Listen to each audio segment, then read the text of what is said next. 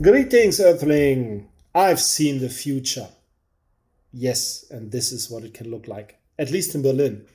The sour Nick, der saure Nick. But let's start from the beginning. For a Rhinelander whose ancestors competed in drinking with the Romans about 2,000 years ago, Berlin has always been the newcomer and upstart. From the perspective of the old Rhinish Republic, a place for draft dodgers and spies without history and with really questionable traditions. But stop. Even in such a place, as Heraclitus would have put it, there are gods. And in their wake, usually there is some good beer. And so even Berlin has a little piece of lost culture that is slowly but surely being reanimated. What am I talking about? I'm talking about the champagne of the North. Sounds strange. However, that's what Napoleon's troops passing through are said to have called the Berlin Weisse, the Berlin white beer of the time. Anyone who's been to Berlin and only knows the Berliner Weisse as a tourist attraction in combination with some awful sweet syrups like raspberry, cherry, or woodruff, and a big straw in the middle should be warned. We're not talking about that. In truth, we are talking about a real sour beer, which is gradually being brought back to consciousness by the craft beer scene. In this scene, people are currently talking about the fact that sour is the new thing. So there is still a lot coming in out of this direction or in this direction. The future, maybe. A Berliner Weisse is a top fermented wheat beer that is fermented with yeast and lactic acid bacteria. A special yeast, keyword bred for those who know what I'm talking about, gave the beer the classic horse blanket aroma, as we say in German. The surviving Berliner Weisse by Berliner Kindl, the partner in crime, the heinous partner in crime of the aforementioned syrup, does naturally without. They're just basically cashing in on some tradition. One of the best known varieties of the classic type, which you can buy nowadays, is Snow Owl, Schneeeule. If you have seen that in a store, grab it, my tip. However, it is unclear exactly where the Berliner Weisse came from. Some say that the Huguenots brought them with them when they came from France, fleeing. A migration story that would go well with Berlin, in my opinion. Various breweries are currently trying to make this style a typical Berlin experience again, like the Lemke Brewery near Alex.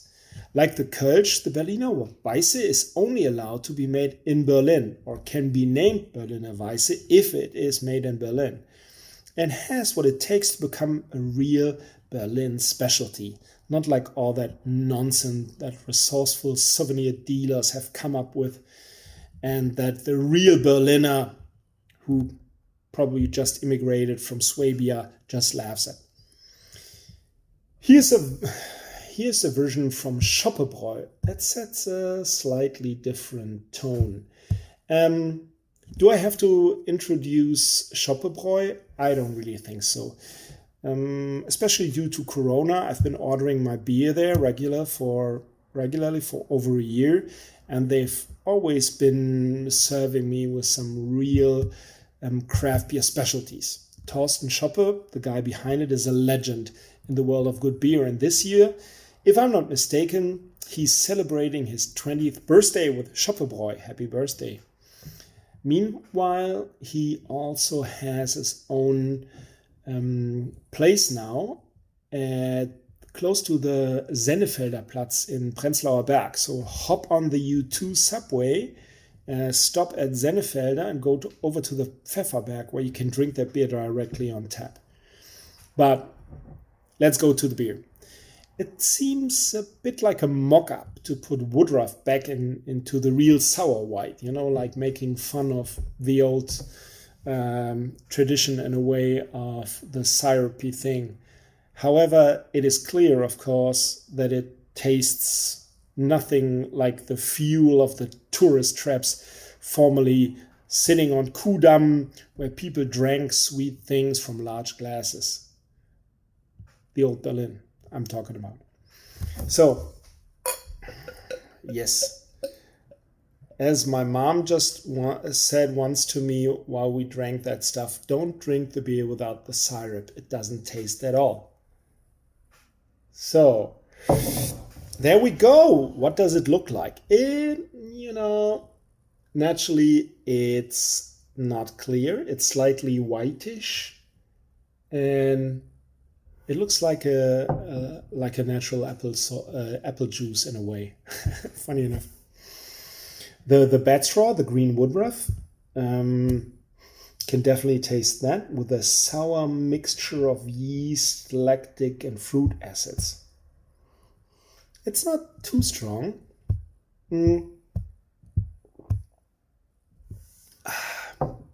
It has 6%, and there is salt and lemon in it. And you can taste that too. It's sour naturally, of course, and it's quite refreshing actually. A nice beer for the summer. The woodruff really just rounds off the whole thing without pushing himself in the foreground. It's really back there, making it, a nice experience. The sparkling is very, very nice. Philosophically viewed, this one brings the old and the new Berlin together. In other words, the woodruff and the beer no longer sticks your teeth together. As you see, the Berlin White, die Berliner Weiße, is the future in Berlin.